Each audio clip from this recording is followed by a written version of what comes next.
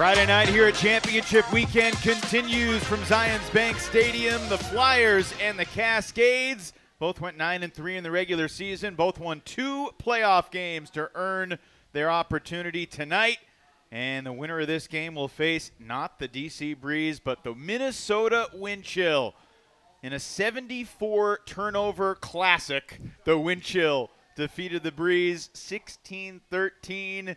And with the way they battled through these conditions, as Brian Jones said, they just might be the favorite tomorrow, regardless of who wins tonight's game. That'll be a fun matchup. Fairfax launching long. Youngst chased by Ambrose, and Anders Youngst makes the stumbling catch. 1-all.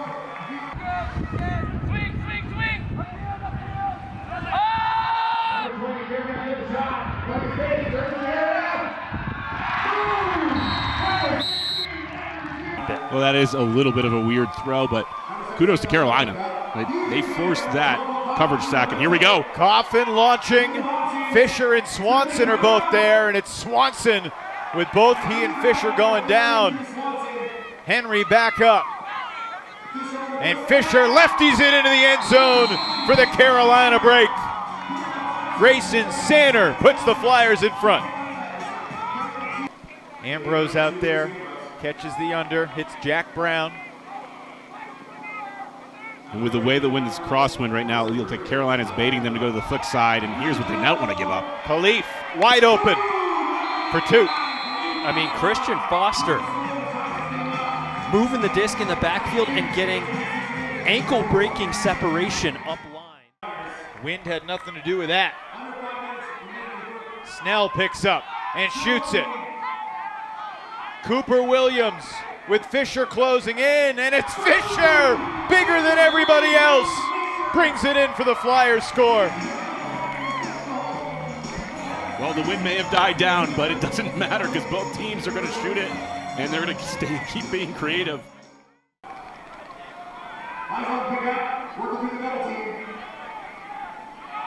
Elijah Long, Scuba over the double. And El Salam bats it, but it's caught by Fairfax.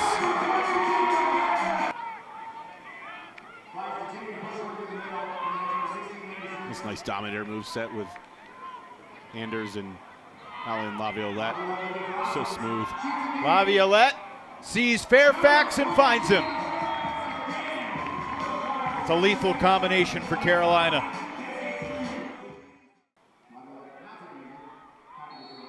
Hines and Gavin Leahy, a couple guys on the USA U20 national team. And how about that block? That's Lucas Ambrose getting the under on Durs. And then the huck goes up. Ambrose is there. It was only a matter of time before the league's leader in blocks was going to make a play.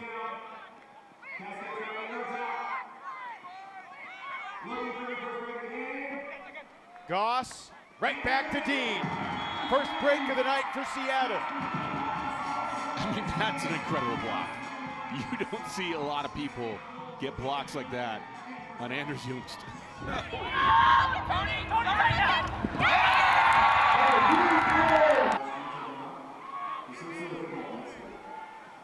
Hawkins has Snell open. He looks him off instead, and it's Fisher wide open deep. Huck is hanging. Wolf is coming. Fisher's tallest, and he rips it down with the left hand. Henry Fisher says everyone else is too small, and he's right. Feed the fish. Just keep feeding the fish. That is your recipe for. Ambrose needs a reset, gets it to Dean.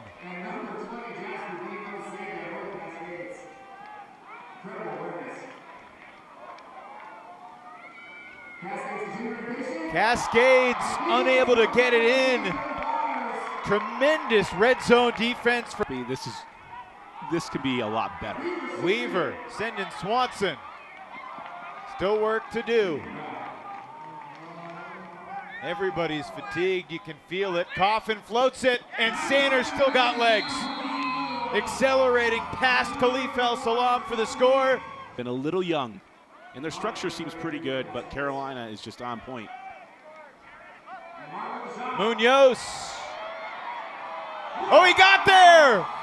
Mark Munoz leaving it all on the field. Huge score for Seattle.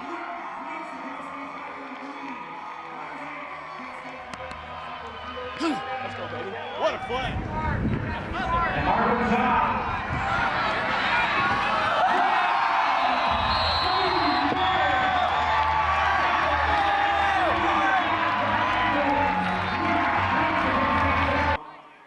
2 minutes to play in the first half.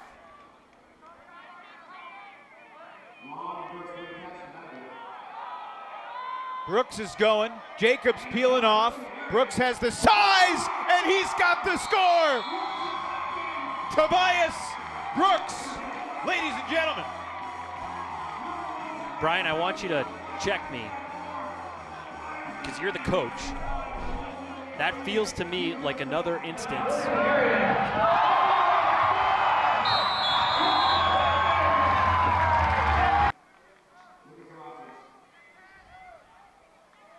As was Matt Rader, who we'll be seeing in the finals tomorrow with Minnesota. And Ben Snell. Hammer for Tommy Lee. Works out, and just like that, the Cascades with a hold to start the second half. We're within 2. Some stagnation downfield. Seattle doing a nice job resetting in the backfield. And now Dean sees his man, Jack Brown, into the end zone for the break. Seattle biding its time. And just like that, it's a 1-goal game.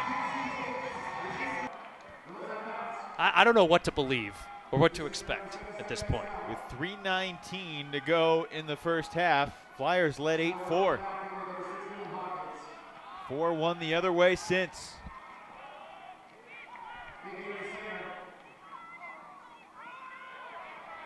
Toby Brooks with a stumbling catch, and he rips it long. William Coffin makes the adjustment to pull it in, and then throws the score. It's Fisher again. That kind of only amplifies, Ian, the point you made earlier. The Flyers are enjoying themselves. They're enjoying each other. They had some bumps along the road, much like their 2021 season when they suffered 4 losses, all by 1 goal. Low Fink with a nice shot for Raunig. I mean, that points progression was made possible by Christian Foster. Brooks has Fairfax. Did he float it enough? Fairfax turning on the Jets in stride.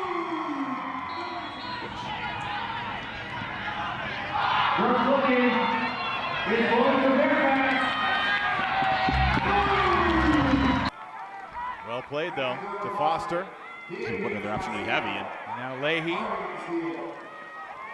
And that wasn't clear who that was intended for. It's easily intercepted by Fisher. This is starting to look like a tired point. Which team will have the legs to finish it? Fisher sending Swanson. Drew Swanson in the end zone for Carolina.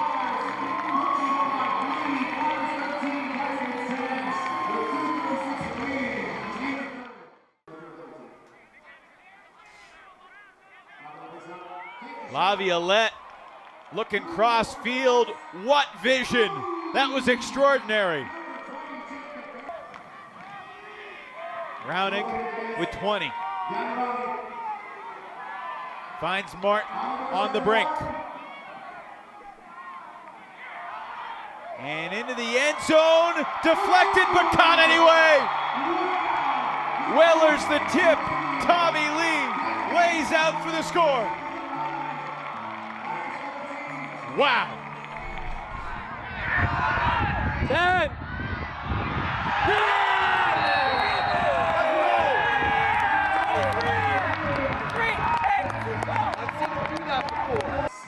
Christian Foster is just giving it to him. They're just bouncing around like he's 23 years old. Yeah, it's unfair that he's doing this in his late 30s. Foster to the end zone. Henry Fisher did it again. What a night for Henry Fisher. Even without the Salt Lake Shred playing, Cascades giving us some highlights, but Jacob Fairfax defies gravity like few others.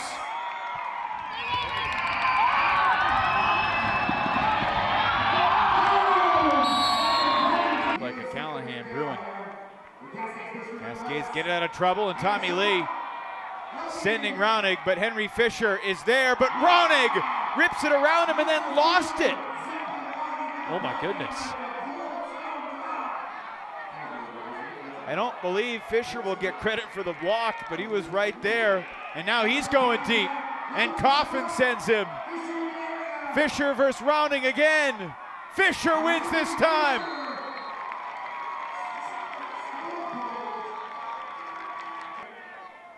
Aaron Wolf, guess who? Back into the game. Goss floating it, Ambrose for the score. Here comes Seattle. Whoa. Ambrose goes right at Brooks. Spikes it in his face, and that'll cost him 20 yards. And get another goal line stop. Tight window for Sander, and a block on the goal line by Ambrose.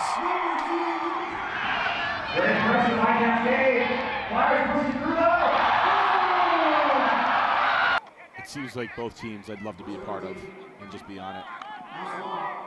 El Salam sending Ambrose. Cooper Williams running with him. Ambrose leaves his feet and gives the Seattle fans something else to celebrate. He's unreal.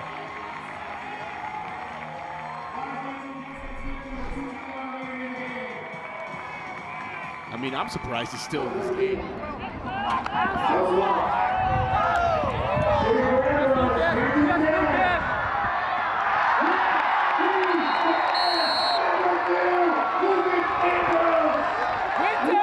Winter! Hey, Shane, you're in the double. And Justin Allen push pass, Scuba thingy near the goal line did not work out against the Radicals defense. Madison prevailed, went on to the finals, lost to the Spiders. Laviolette sending Fairfax, he's open, and that's money in the bank. Wow. We're playing to the final buzzer here. Henry Fisher is going to add to his stats with one more block. And the Carolina Flyers, for the second time in their franchise's history, are headed to the UFA Championship game. Well, Henry Fisher has put the headset on and joins us. Henry, congrats on the win tonight. 4 assists, 3 goals, 3 blocks, and it felt like just a ton of energy. Lift up the microphone so we can hear you a little bit, Henry. Is this better? That's great. What was your mentality coming into tonight, knowing it could be a little messy, knowing that you guys were going to air it out, and knowing that you're bigger than everybody else? We had a great game plan. A lot of people on leadership told us what to do before the game, and I just listened to them. So a lot of great minds behind the ball you don't see.